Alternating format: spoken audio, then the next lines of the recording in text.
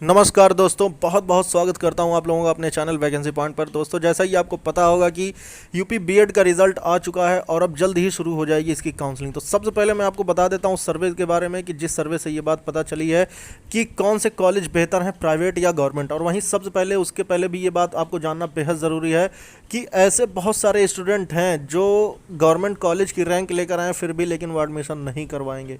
दोस्तों, ऐसे बहुत सारे अभ्यर्थी हैं जिन्होंने एग्ज़ाम ऐसे ही दिया है, जिनको एडमिशन नहीं करवाना था लेकिन फिर भी उन्होंने फॉर्म फिल कर दिया था और उसके बाद अब उनकी मंशा कुछ और है करने की।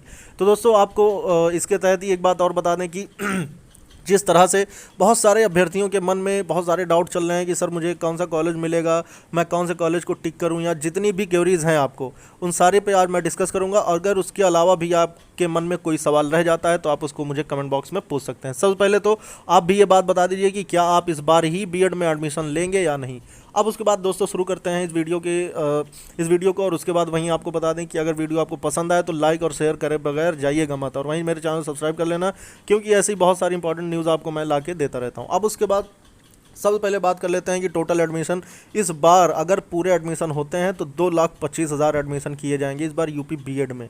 जी हाँ दोस्तों, टोटल प्राइवेट सीट है 2,15,000 और वहीं 10,000 सीट रह गई इसकी गवर्नमेंट कॉलेज की। तो अब ज़्यादा बेहतर कौन सा कॉलेज है, किस कॉलेज से करना ज़्यादा ठीक रहेगा। तो दोस्तों, आपको पता ही होगा कि हर कोई कहता है कि government college is the best option. तो दोस्तों, बेस्ट ऑप्शन तो है, लेकिन उसके साथ ही साथ आपको मैं बता दूं कि अगर आप बेहतर पढ़ना चाहते हैं तो बेहतर पढ़ने के लिए गवर्नमेंट कॉलेज बिल्कुल ही ठीक नहीं है। दोस्तों, अगर आपको पढ़ाई करनी है, अगर आप पढ़ना चाहते हैं और साथ ही साथ आप बीएड करने के बाद फर्स्ट अटेम्प्ट में यूपी टेट या फिर सुपर टेट को क्वालिफाई करना चाहते हैं, तो फिर आप गवर्नमेंट कॉलेज का नाम भूल जाइए। मैं ये नहीं कह रहा कि आपको मैं डिमोटिवेट कर रहा हूँ या फिर मैं आपको ये बात के लिए वो कर रहा हूँ। दोस्तों, ये हकीकत बात है कि आप गवर्नमेंट कॉलेज में जाते हैं, वहाँ पे एडमिशन करवाते हैं, वहाँ के जब एग्ज़ाम टाइम आता है तो फिर उसमें आपके साथ, क्योंकि मैंने ये चीज़ देखा, खुद मैं जानता हूँ ऐसे लोगों को जो गवर्नमेंट कॉलेज से बीएड किए थे लेकिन फिर भी उनकी स्थिति आज ठीक नहीं है, और कंपैरिजन ऑफ प्राइवेट कॉलेजेस। तो अब आप समझ सकते हैं कि फ़ीस थोड़ी भला ज़्यादा होती है, लेकिन आप पढ़ने के, क्योंकि गवर्नमेंट कॉलेज आपको प्रतिबद्ध कर देता है हर तरह से, लेकिन वो चीज़ प्राइवेट कॉलेजेस में नहीं होता। लेकिन फाइनली आपकी मंशा जो भी है आप कर सकते हैं, गवर्नमेंट कॉलेज से बेहतर ऑप्शन है।